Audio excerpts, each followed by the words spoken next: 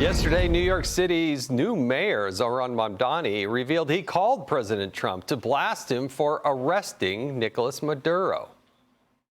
I called the president and spoke with him directly to register my opposition to this act and to make clear that it was an opposition based on being opposed to a pursuit of regime change, to the violation of federal and international law, and a desire to see that be consistent each and every day.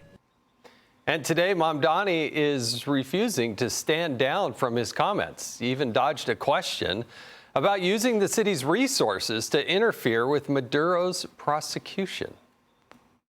And have you spoken to Trump again about Maduro or what's happening in Venezuela? No, the conversation that we had was the one before yesterday's press conference. You said it was a violation of federal and international law. Do you plan to use any of the city's resources to interfere with the prosecution or anything like that? This is a federal action on a federal timeline, and I owe it to New Yorkers to deliver for them across the 5 boroughs and also to be honest and straightforward about my own thoughts on this. Joining us now is New York Congressman Mike Lawler, a member of the House Foreign Affairs Committee. Congressman, thank you so much for joining us. It doesn't sound like the mayor actually really answered that question, but nonetheless, it is amazing to me that Donald Trump will actually take that call. One of the most open and transparent presidents we've had. But Mamdani said he got a briefing before he called the president. Who would brief him, and how can you imagine this would actually go down? I guess he read his X feed. I don't really know who would have given him a briefing, and certainly not before members of Congress. But as far as his comments go, I mean, this is the same person who said that he would arrest Benjamin Netanyahu in New York City. And so he's talking about things, frankly, that he has no knowledge of, no understanding of. And the fact is, Maduro was justly arrested. This is similar to what President Bush did in 1989 with Noriega in Panama. And the fact is that Maduro has been indicted 3 times in U.S. courts. He has flouted that. And the bottom line is he needs to be held accountable for his crimes and the illicit drug trade that has resulted in the deaths of tens of thousands of Americans over many years. And you look at what he has done with the illicit oil trade with Iran. That's why our military ships are there. That is why they have been seizing control of these sanctioned ships that have been involved in this illicit oil trade. And so there is a lot here. Not the least of which, of course, is the 8 million people who have fled Venezuela, many of them coming into the United States, into New York. And by the way, those people are celebrating Maduro's arrest. And meanwhile, you have Democrats, protesting in the streets, demanding that Maduro be released and President Trump, somehow be held criminally liable for this. I mean, it's just craziness. Congressman Lawler, I think you hit on a lot of very interesting points, particularly when we look at the leadership here in New York City and really across the state as well. New York Governor Kathy Hochul also condemning these strikes, and she was also brief, she says. She talks about the Venezuelan community standing with families abroad in hopes, but she says there are no credible threats to New York at this time, that state police are coordinating with our partners in law enforcement to monitor the situation and keep New Yorkers safe. Mayor Mamdani talked about his focus being the safety of every New Yorker, that his administration will monitor the situation and issue relevant guidance. Do you view that as they're looking at this as something that there's some sort of threat to be wary of in the wake of this arrest? I guess they're alleging that potentially because of the arrest of Maduro that there could be an attack in New York. I mean, what's fascinating to me about their statements is they had no qualms about Venezuelan drug cartels or gang members coming into the United States under Joe Biden's open borders, and in fact openly embraced them coming into New York City. Now, of course, they're outraged. Then you look at their overall comments. You know, they talk about protecting democracy and how important that is. Meanwhile, you have somebody who was illegitimately elected in Venezuela, in Maduro, and Joe Biden put a $25 million bounty on his head and said, we do not recognize him as the legitimate president. The EU does not recognize him. Over 60 countries do not recognize him.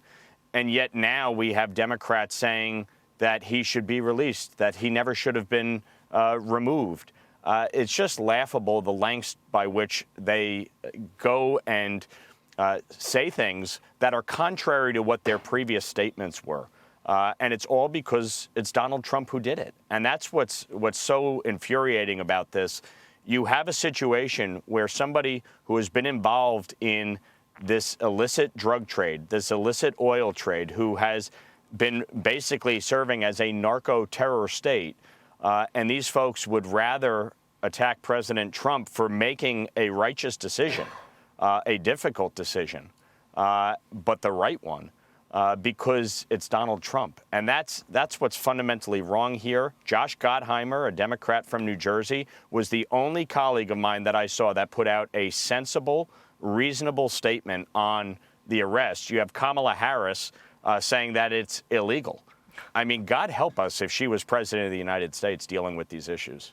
No kidding, Congressman. You know, the No Kings people are doing some incredible mental gymnastics right now. I remember when they were out in the streets declaring no kings, now defending a narco-terrorist dictator. It's really something to behold. But Mamdani, of course, isn't the only Democrat slamming President Trump for his operations in Venezuela.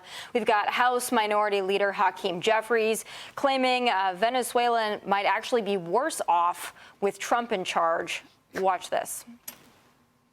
It remains to be seen whether the people of Venezuela are going to be better off. Donald Trump claims that he's going to run Venezuela. He's done a terrible job running the United States of America. Life hasn't gotten better for the American people over the last year. Life has gotten worse. He promised to lower the high cost of living. Costs haven't gone down. They've gone up. The healthcare system is broken. Donald Trump refuses to do anything about it to address the Republican healthcare crisis. So the notion that he's going to run Venezuela and make life better for the Venezuelan people, of course, is belied by the facts as to what he's done as president here in the United States of America. Congressman, really interesting because the Venezuelan people seem to be pretty excited about the possibility of freedom in their country. But what do you make of Hakeem Jeffries there and his assessment? I don't even know if they hear themselves talk half the time with the stupid things that come out of their mouths. I mean, I'm sorry. Nicolas Maduro was a despot, a dictator, a brutal murderer, a Marxist who has run his country into the ground. Poverty rates have skyrocketed. You want to talk about health care. You want to talk about food insecurity. This is a man who is sitting on oil, who's sitting on minerals, and has destroyed his economy. And they're criticizing President Trump?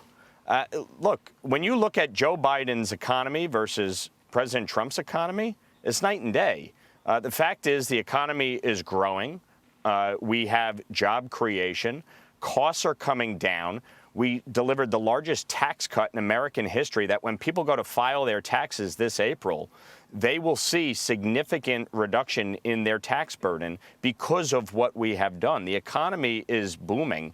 And this year, it is going to really prove fruitful with the policies that we've enacted. Yes, there are issues to deal with, like health care. But by the way, that is because of Obamacare, because Obamacare has failed to actually reduce health care costs. That's their policy. That is their chief policy that they put in place that they said would reduce health care costs in America. They have skyrocketed over 15 years by 96%. Meanwhile, insurance company profits are up 2,000% because Obamacare was written by the insurance companies for the insurance companies. But Democrats never seem to want to be honest about how to deal with these problems. They just want to point the finger, blame President Trump, and kick and scream. The fact is, what President Trump did, both with Iran going after their nuclear program and yesterday taking out Nicolas Maduro, arresting him, and bringing him back to the U.S. for prosecution are two consequential decisions that will make the world safer, that have undercut the alliance between Iran, Russia, China, North Korea, Venezuela, these states that have sought to undermine and destabilize the U.S., Europe, Israel, and the free world. And yet, here today, you have Democrats aligning themselves with the leaders of these countries because they hate President Trump so much. It is disturbing, truly, to listen to them talk about these issues. Congressman, Venezuela has been Maduro-less for about 36 hours now. How concerned are you about potential instability there? Look, I think obviously anytime you have a destructive force like Maduro removed from power, obviously in the wake it can create some level of instability. His chief henchmen are still in place. I think the administration's posture is correct, which is to say, look, these are the terms. You start making these necessary changes and transition to an election. I mean, ultimately, there's going to need to be an election there, and we're going to have a democratically elected government put in place. Congressman Mike Lawler, really do appreciate you joining us tonight. Do appreciate it. Thank you. Hey, Sean Hannity here. Hey, click here to subscribe to Fox News YouTube page and catch our hottest interviews and most compelling analysis. You will not get it anywhere else.